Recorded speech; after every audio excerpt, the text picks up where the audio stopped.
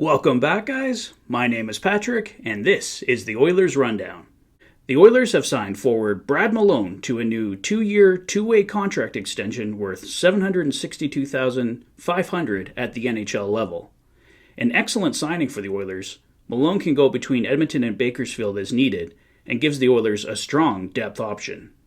We have another update on Andrei Kuzmenko from TSN insider Darren Dreger. Busy week for free agent Andrei Kuzmenko, interviewing this week with Edmonton and Vancouver, as well as 2 U.S.-based clubs.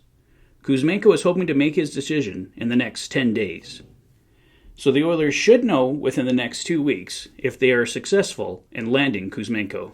Kurt Levins at the Cult of Hockey is reporting that the Oilers are set to meet with Brett Kulak this week regarding a new contract.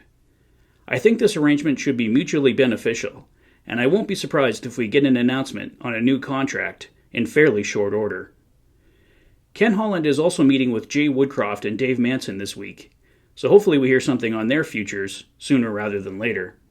Levins also states he believes Mike Smith will ultimately retire this summer, but he expects Duncan Keith to return.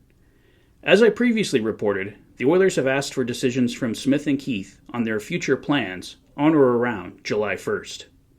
Thanks to a cap recapture penalty to Chicago, a Keith retirement would give the Oilers $8.9 million in cap space, an outcome that might ultimately be too good to be true. Elliot Friedman reported on the 32 Thoughts podcast that even if Mike Smith doesn't retire, he's likely to be put on long-term injured reserve. Elliot noted he's really banged up at the moment.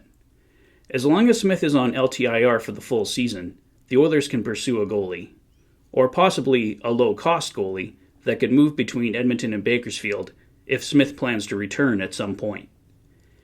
Elliott also noted the Oilers are really happy with Duncan Keith, and he thinks it's more than likely he returns, but the possibility he retires does remain. He also noted for the first time in a long time, there was a real sense of optimism with the organization, and players were excited for the future. Going to the third round will do that. The only criticism was that some players were looking for more defined roles. I think a full training camp with Jay Woodcroft should solve that. Everything had to be done on the run this season, with very little practice and prep time. Elliott also noted that we will see a role created for former Oiler Paul Coffey, somewhere in management. Apparently Daryl Cates really trusts his opinion, and we've seen Coffey hanging around the team a lot over the years. We got official word this morning that Mikko Koskinen has signed a 2-year contract with HC Lugano of the Swiss National League. All the best to Mikko going forward. It was a rocky time here in Edmonton, but he gave the Oilers his best, and they don't make the playoffs last year without him. Reporter Nick Alberja has the following. Hearing Ducks goaltender John Gibson is open to being dealt, and belief out of Anaheim is he's informed the club of that. John Gibson has been in the rumor mill constantly for the Oilers, so we'll see if anything materializes there.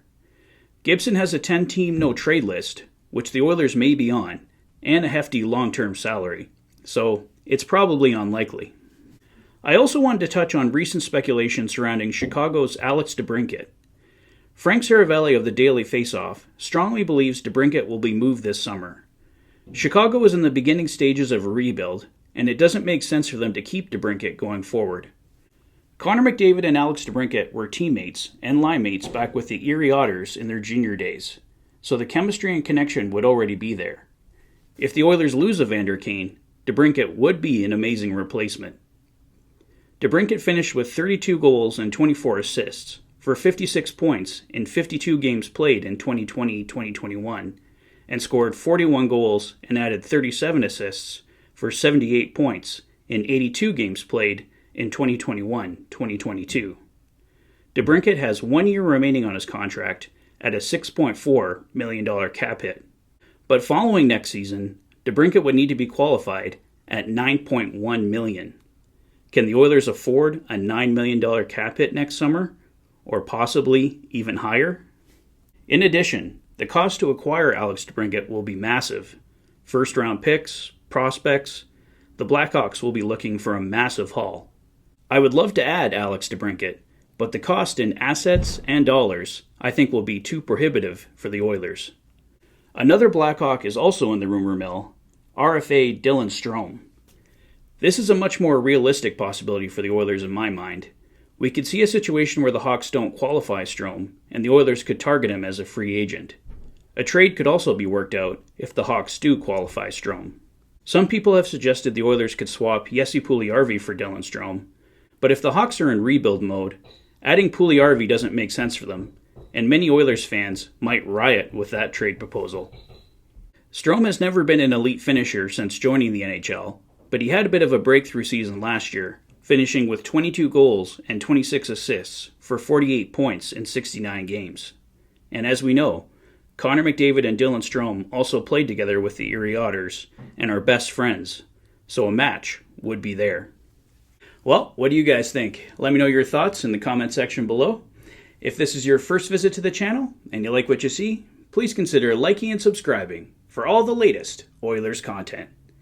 You've been watching the Oilers Fanatic. Thanks for being a fan. Have a great evening, guys, and I'll see you soon. Take care.